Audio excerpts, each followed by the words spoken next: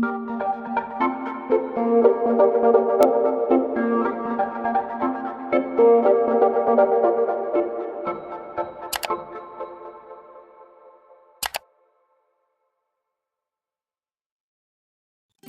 umaga mga kapwa ko mag-aalaman. Nandito ulit tayo ngayon sa ating mini farm dito sa Chaong, Quezon.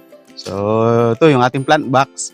So yung tanim natin dyan mga mustasa. So ngayong umaga, maganda naman ang sikat ng araw, mainit. Magdidilig tayo ngayon ng ating mga tanim. So papakita ko muna yung mga tanim ko, yung update bago tayo magdilig. So samahan niyo ako. So yun mga ka-farmer. Ito yung ating tanim dito sa ating plant box. Yan, mga mustasa at saka talong yung nasa gitna. So, siguro kulang na sa sustansya itong ating lupa dito. Kaya medyo mabagal na silang lumaki. Hindi kagaya ng una. So, kapag na-harvest na natin to, ayusin natin ulit yung lupa. Kumbaga, aabonohan natin para medyo bumilis yung paglaki nila. Tapos ito, yung ating mga tanim na sili, okra, yun. Saka itong kamatis, sobrang init, natutuyo na rin. Ito naman isa, medyo tumaas na, kaya antayin na lang natin yung mamunga. So itong sili, siguro baka possible bumunga na rin to kasi yan nagsanga na.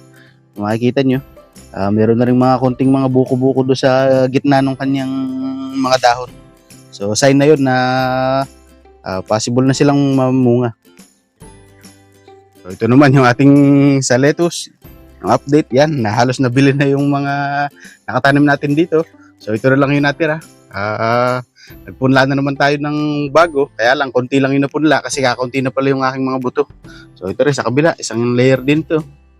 Inaantay na lang din natin lumaki. So mamaya titignan natin kung kakaunti ng tubig pala. Magtitimpla na tayo din mamaya ng nutrient solution para sa kanya. Tapos ito yung ating punla, ayan. Didiligan ko lang kasi medyo tuyo na yung kanyang kokopit. Tapos ito, nakapagpunla ako, nakapagpasibol ako ng yan, mansanas. Kung makikita niyo yung mga suloy na yan, mansanas yan. So titignan din natin kung napasuloy na natin yung ating orange mamaya. Sa ating maliit na taniman, yan, ay yung ating pinapaugat ng mga bayabas. Tapos ito, yung okra. As may kamatis din tayo dito. Tsaka yung mga mustasa na nililipat natin. So, didiligan lang natin ito para kumbaga mapresko na sila. So, yun yung ating sili din, namumunga na din. Yun yung sili na pinruning natin. Kumbaga, tinanggalan natin ng mga dahon ulit para sumuloy ng panibago.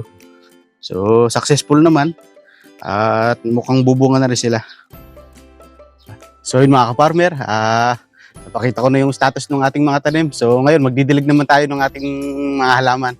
Medyo magtatanghali na rin kasi para makapasok na muna tayo. Babalik talaga tayo mamayang hapon. Samahan niyo ako.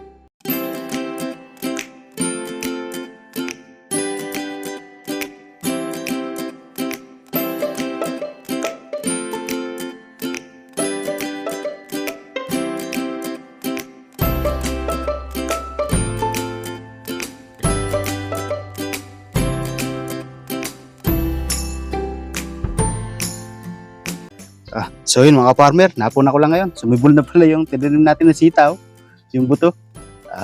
Nakuha ko lang yung pudla dun sa pinagtatrabahuan ko. So yan, sumibol na rin pala dyan yung isa. Tapos natin na rin yung isa, medyo malaki na. So, nakakatawa naman na sumibol na pala yung ating mga tanim. So yun mga farmer, yan, nakapagdilig na tayo.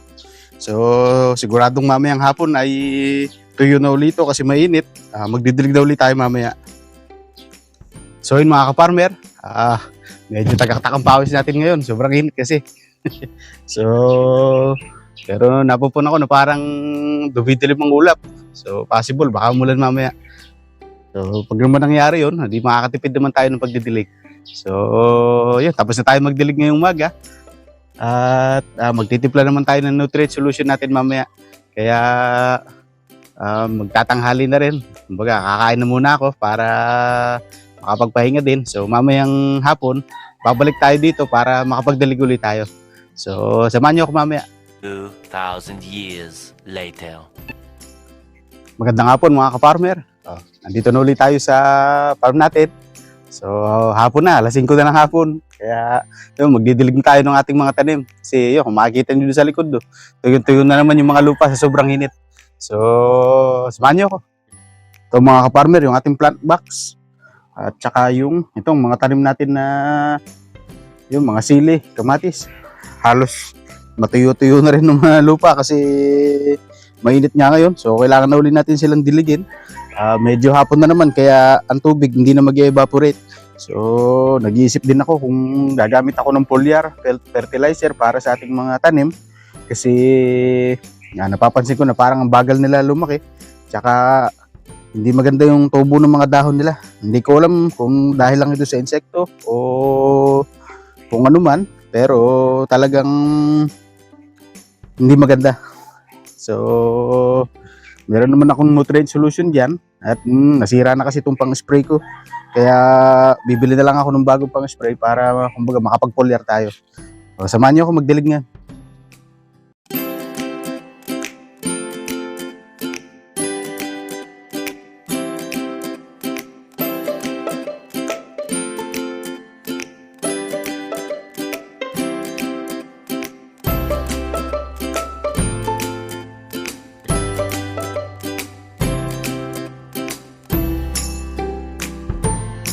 So yun mga ka-farmer, tapos na tayo magdilig.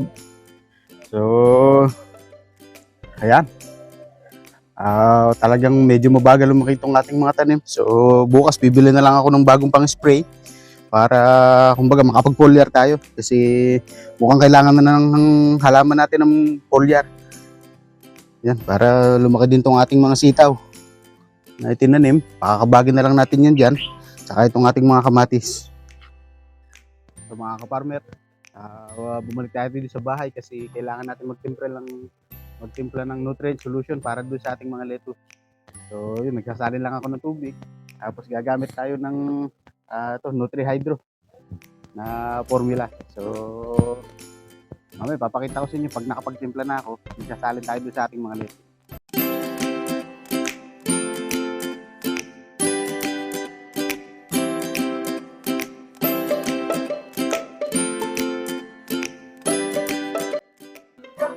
So yun mga ka-farmer, tapos na tayo magdilig. Ayun, makikita nyo. Nasa likod doon ko yung mga mustasa tanim natin. Ngayon, nung pinag-iisipan ko naman ngayon dito, ay itong ating mulberry. Kasi napapansin ko na medyo mataas na. Kaya tingin ko, kailangan na natin itong putulan, i-pruning. So iniisip ko lang kung saan ko puputulin kasi sayang at namumunga na. So baka yung mga duluhan na lang ang putulin ko kasi marami nang sumasangan na mga parte kagaya nito. Itong isang hilera na sanga ito, ang dami niyang suloy. So, kailangan talagang piliin kung alin yung sanga na pwede nating putulin. So, sa susunod ko na lang yun papakita kapag nakuha ko na yung aking, yung cutter ko, yung shearing, ano ba tawag ko? Shearing knife. So yun mga ka-farmer, isang oras na rin tayo nandito ngayon. So alas 6 na ng hapon. Kaya medyo maliwanag lang ng konti pa pero alas 6 na ng hapon. At tayo papasok na sa loob kasi medyo malamok na rin dito. Total nakapagdilig na naman tayo. So nagawa na natin yung mga dapat natin gawin. So may lamang muna ang may babahagi ko ngayong araw. Salamat sa inyong paranood. Naway pagpalain tayo lahat.